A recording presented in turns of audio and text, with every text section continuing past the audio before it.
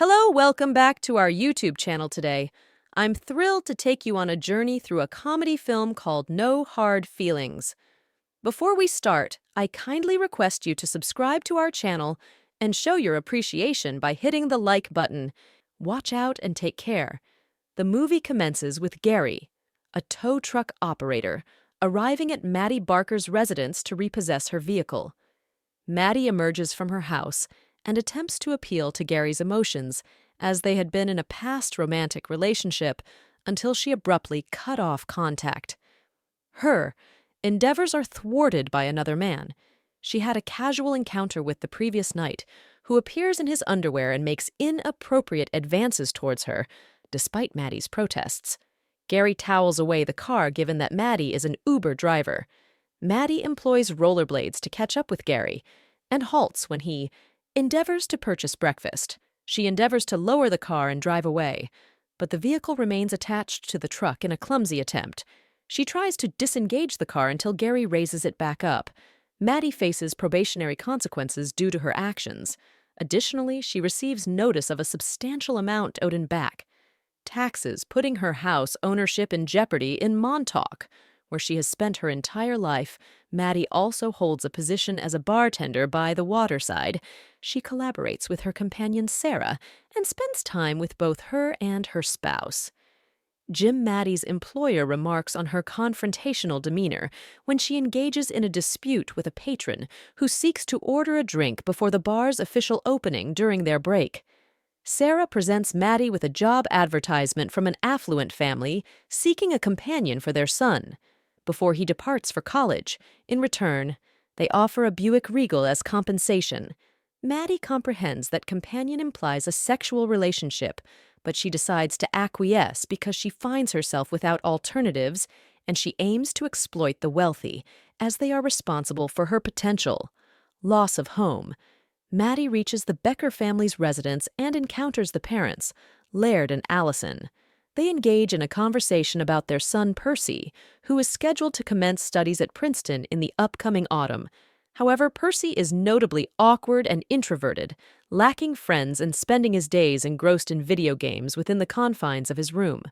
Although they were initially hoping for a candidate closer in age, to Percy, Maddie persuades them that she is the suitable person for the role. Nevertheless, Laird and Allison stress that Percy must remain unaware of their arrangement. Laird and Allison instruct Maddie to locate Percy at a dog shelter where he works, donning a fitted dress. She attempts to allure him, feigning an interest in adopting a dog. Percy introduces her to a former police dog named Milo, who was discharged from duty due to cocaine addiction. Maddie's assertiveness makes Percy uncomfortable, prompting him to consider an early departure. However, Maddie offers him a ride home using Jim's van upon arriving at her place. Percy reacts by using mace on her, causing her discomfort. Maddie clarifies that she found him attractive, which leads Percy to express a desire for a genuine date. Maddie agrees to the proposition. Subsequently, Maddie returns Jim's van and labels Percy as unappealing in her account to Jim and Sarah. Maddie brings Percy to a bar where she has an acquaintance among the waitstaff and orders a Long Island iced tea for him, although it turns out he dislikes the drink. Another individual named Travis appears, revealing that he was once romantically involved with Maddie. Displaying his wedding ring, he asserts that Maddie ending their relationship was a positive turn of events and cautions Percy against becoming too attached to her. Later on, Maddie accompanies Percy to the shoreline for a session of swimming without clothes. Although he hesitates, Maddie encourages him to participate in a brief span. 3 intoxicated adolescents arrive and abscond with their garments containing wallets, cell phones, and keys.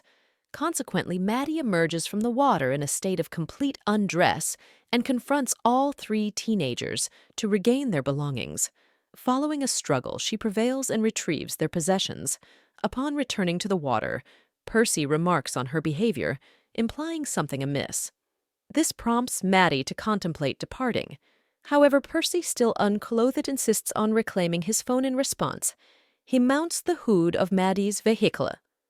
Unperturbed, she accelerates, prompting a daring drive with Percy clinging to the hood. The police notice it and initiate a pursuit fearing potential repercussions for her driver's license. Maddie accelerates further and expertly navigates a railroad crossing ahead of an approaching train, resulting in the police losing track of them in a renewed effort to allure Percy. Maddie escorts him to her residence. She endeavors to perform an alluring dance before him, prompting him to reciprocate. However, her plans take a turn when she notices a rash on his back, an issue he links to his feelings of unease. He begins to talk about his past, including how his friends teased him for sleeping in his parents' bedroom and making up stories that he was having sex with them, which is why he doesn't want to go out.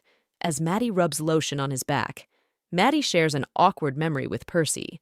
Maddie receives a visit from her ex-classmate Do Khan, who has become a realtor and is interested in selling her house at its full price. Maddie rejects his offer, determined to continue her efforts to save the house. Percy invites Maddie to have a genuine date, and she happily accepts. They enjoy their time at an arcade winning prizes until they are asked to leave. Due to Maddie playfully teasing another child, they visit the lighthouse where Percy musters the courage to ask Maddie for a kiss. She agrees, and though Percy is a bit awkward, they share the moment during their conversation. Maddie reveals that she has never left Montauk and has continued to reside in her family home. With her mother, she explains that her father provided them with the house and some money to ensure they wouldn't disrupt his new family's life. Subsequently, they pay a visit to Jody Percy's former male nanny. Jody's intuition picks up on an unusual atmosphere around Maddie, but she retorts playfully, teasing him about the peculiarity of a grown man, working as a nanny for a teenage boy. At a later time, Maddie and Percy embark on a dinner experience at an upscale restaurant, creating their own version of a prom date to compensate for missing their respective proms. Discovering Percy's piano-playing skills during their conversation, Maddie persuades him to showcase his talent with newfound confidence. He takes the stage performing the song Man Eater. The entire restaurant becomes their audience, and his performance elicits cheers and applause, equally taken aback. Maddie finds herself impressed as well. A fellow student named Natalie approaches, Percy extending her admiration for his performance and revealing her own plans to attend Princeton in the upcoming autumn. Natalie extends an invitation to Percy for a gathering intended for future Princeton attendees. In response, Maddie attempts to dissuade him from attending, expressing concerns that he might become involved intimately with Natalie or another young woman despite Maddie's reservations. Percy asserts his desire to attend the event, arriving at the party in a limousine. Maddie begins her search for Percy, navigating through a crowd of pretentious adolescents who consider her presence incongruous due to her age after a determined quest. Maddie locates Percy in a compromised state lying beside Natalie. However, Percy's condition is far from well. He's unwell due to alcohol consumption and an intake of ibuprofen. Maddie takes it upon herself to assist him in inducing vomiting. Their efforts are interrupted when the host's parents enter the scene and instruct Maddie to depart in an effort to protect her. Percy accidentally punches Maddie in the throat. After they go, Percy declares that he is prepared to have sex with Maddie in the limo, but when he confesses his love to her, she sees he is too inebriated and declines to comply. Laird and Allison observe Percy's increased enthusiasm and sociability qualities he ascribes to his recent romantic relationship.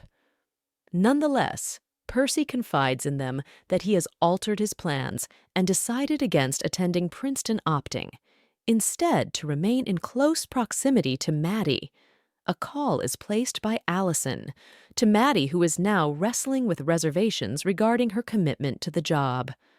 Laird assures Maddie that she can retain possession of the car without maintaining the relationship as a means to prevent Percy from relinquishing his plans for Princeton.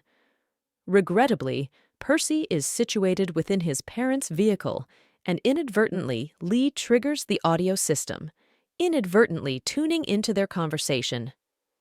In this unintended eavesdropping, he catches wind of Maddie's desire to retain the car without the necessity of an intimate relationship. leaving him deeply saddened, inviting Maddie over for lunch as a means of her meeting his parents. Percy proceeds to indulge in their wine selection and adopts a passive-aggressive demeanor. Subsequently, he joins forces with his colleague Crispin to enact a plan involving the Buick. Venturing into the woods, they tamper with the vehicle, placing a rock onto the gas pedal and orchestrating a collision with a tree that results in the tree collapsing onto the car. In order to get things over with, Percy and Maddie decide to have sex when he gets back to the house. However, before he can even get inside her, he ejaculates on her thigh. He claims to be well-informed and to no longer be interested in seeing Maddie, predicting that she will eventually spend the rest of her days in Montauk. At a later point, Gary delivers the battered Buick to Maddie, given that her name is listed on the documents. Consequently, she finds herself compelled to continue her Uber responsibilities, using her dilapidated vehicle, while Percy retreats to his room, engrossed in video games, and remains unresponsive to Maddie's texts and calls, once Maddie eventually accumulates sufficient funds to repair her car and settle her taxes. She joins Jim and Sarah in a celebratory moment. Yet their elation is tempered by Jim and Sarah's announcement of their imminent relocation to Florida, driven by the impending arrival of their baby, overwhelmed with disappointment. Maddie comes to the realization that she is destined to confront solitude. Subsequently, Maddie gets in touch with Doe and Alex to accept his proposition to facilitate the sale of her house. She transfers ownership to Jim and Sarah, allowing them to establish a home for raising their baby. And concurrently, she initiates preparations for her own relocation to California, discovering Percy's presence at a Princeton gathering. Maddie takes it upon herself to locate him.